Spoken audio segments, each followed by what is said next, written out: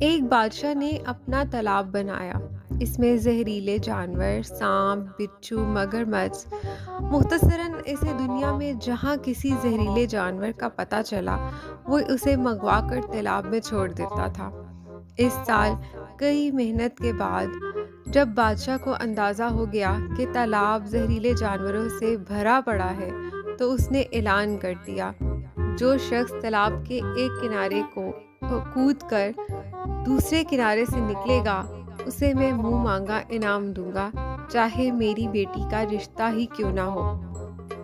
مقررہ دن میں لوگ دربار میں جمع ہونا شروع ہو گئے۔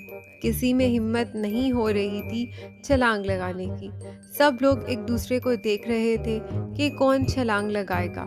اتنے میں تالاب میں دھڑام دھڑام کی آواز آئی۔ سب لوگ حیران ہو گئے کہ کون اتنا بہادر ہے۔ سب یہ دیکھ کر حیران ہو جاتے ہیں کہ تالاب میں ایک مراسی تیر رہا ہے۔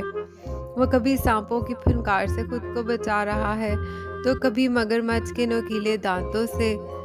سچ کہتے ہیں، اللہ جسے رکھے اسے کون چکھے۔ آخر کار مراسی خود کو بچانے میں کامیاب ہو گیا۔ سب مراسی کئی بہادری کے گیت گانے لگے۔